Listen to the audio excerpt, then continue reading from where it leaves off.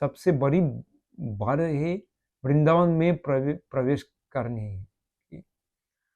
करने की और श्री श्री राधा कृष्ण की युगल रूप को देखने की। राधा कृष्ण के प्रेम को समझना बहुत कठिन है। जब तक हम विषय वासना से मुक्त न हो जाए, मनुष्य जीवन व्यर्थ हो जाता है, व्यर्थ दरिद्र जीवन।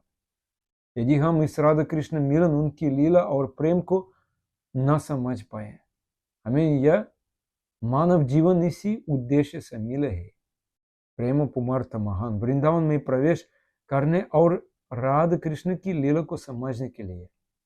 और हम क्या कर रहे हैं? हम अपना समय नष्ट कर रहे हैं। इसलिए हमें चाहिए कि हम किसी प्रेमी भक्त से सुने। हमें चाहिए कि हम अपने गुरुदेव की शरण ग्रहण करें। निकुंजयुनो रचिकेली सीध्याय। हमारे गुरुदेव क्या करते हैं? गुरुदेव एक सखी के रूप में कार्य करते हैं, राधा प्रिय सखी के रूप में। इसलिए हमें गुरु रूप सखी की कृपा चाहिए। बिना उनकी कृपा के हम वृंदावन में श्री श्री राधा कृष्ण की लीलाओं में प्रवेश नहीं कर सकते। सखियां क्या करते हैं?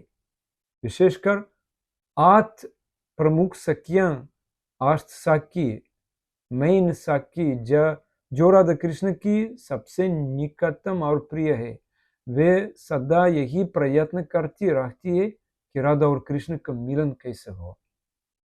यही उनका कर्तव्य है।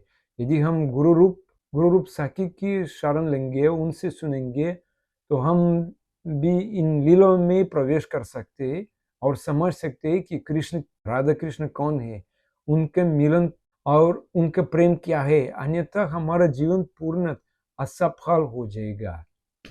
जो भाग्यशाली होते हैं, उन्हें सख्य रूप गुरु की कृपा मिलती है। गुरु राधा प्रिय सखे गुरु, तभी वे इस राधा कृष्ण की लीला में प्रवेश कर पाते हैं।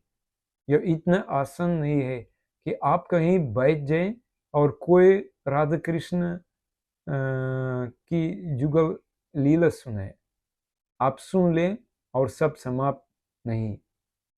ऐसा नहीं हो सकता। बल्कि यदि कोई व्यक्ति अपनी भौतिक इच्छाओं का परित्याग किए बिना इन मधुर लीलाओं को सुनता है, तो परिणाम स्वरूप उसके भीतर काम वासना और अधिक बढ़ जाएगी।